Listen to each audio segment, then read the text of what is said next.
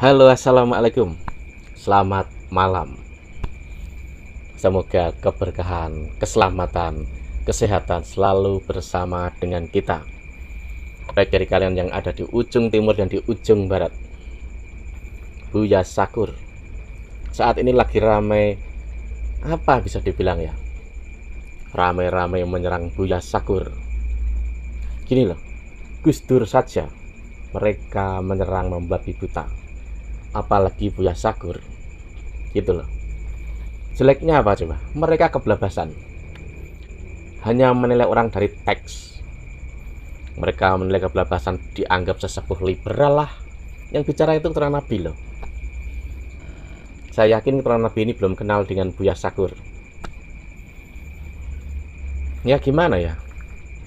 Padahal sesungguhnya kalau bagi pengikutnya Buya Sakur itu tahu maknanya atau maksudnya itu pada tahu. Jadi gini, kalau kita menilai satu teks itu ya terjadi perdebatan gitu.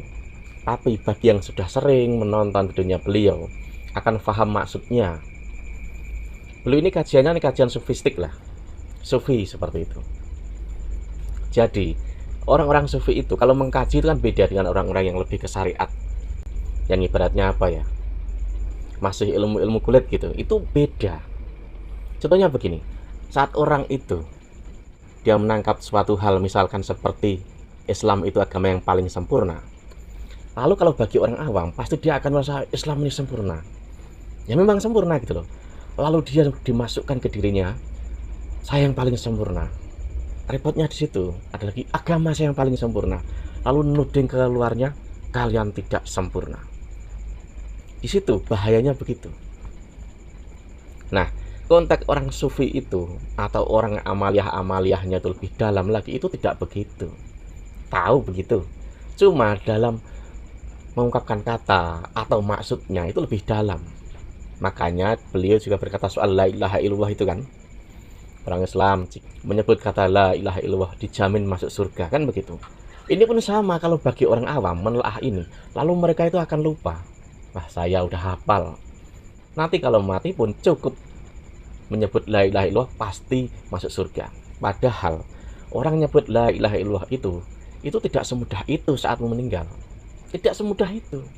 Makanya beliau itu berkata seperti itu agar kita apa? Berpikir di situ. Agar kembali ke diri kita lagi.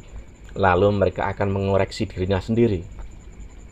Di situ saya pikir orang-orang yang saat ini ramai-ramai menyerang, mencecar Buya Sakur, mereka tahu kok maksudnya.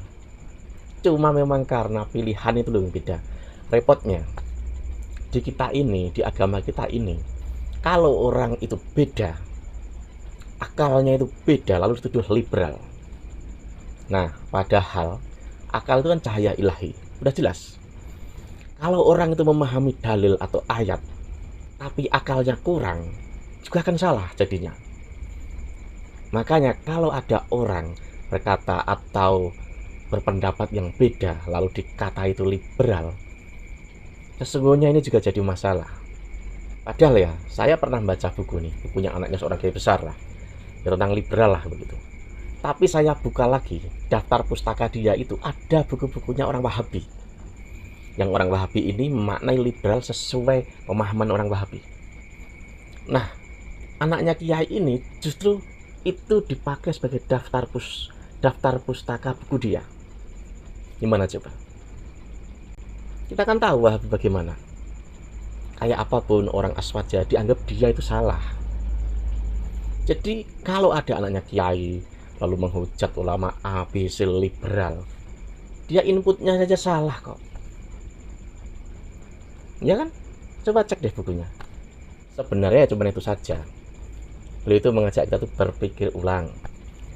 Mengajak kita itu meraba diri kita sendiri. Sesungguhnya di situ. Islam itu udah sempurna, gitu loh. Yang nggak sempurna itu siapa? Kita semua. Umatnya itu. Perilakunya itu. Saat kita menilai orang lain, dia harus salah, dia harus salah. Saat kita menilai orang lain itu salah, padahal salahnya itu bisa diurai lagi sesungguhnya salah atau tidak. Kita tetap ngotot nih, disitulah pangkal perpecahan. Apalagi saat kita menakar keimanan orang lain. Disitulah pangkal permusuhan. Apalagi kita merasa paling benar dan orang lain itu paling salah. Itu loh, pangkal perpecahan juga. Apalagi kita mendewakan atau mengagumi pendapat kita sendiri dan mengabaikan pendapat orang lain. Salah, salah, dan salah. Itu awal kerusakan. Islam itu agama sempurna. Tapi ingat, kadang pemahaman kita itu yang belum sempurna. Pemahaman apa? Pemahaman kita tentang agama Islam. Jadi kalau saya melihat soal Buya Syakur ini dan mereka itu ramai mencaci nyinyir, mereka lupa bahwa mereka itu masuk jebakannya siapa. Jebakannya siapa coba? Padahal itu pangkal perpecahan. Bagaimana bisa mereka ini mengaku paling islami jika mereka ini kata-kata mereka ini tidak dikontrol? Ya kan? Siapa yang rusak? Coba siapa yang rusak? Tentu orang yang menonton. Ya umat lah seperti itu.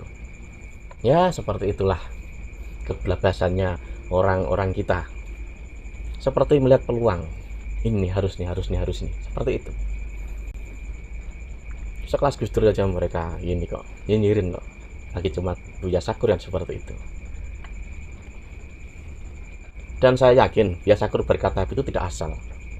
Beliau banyak tahu soal hadis, beliau banyak tahu soal agama, bahkan beliau ini pelaku spiritual agama di situ. Makanya kalau beliau berkata begitu, pasti tidak asal dan punya alasan tersendiri dan punya maksud tersendiri. Oke, sampai sini. Selamat malam. Wassalam.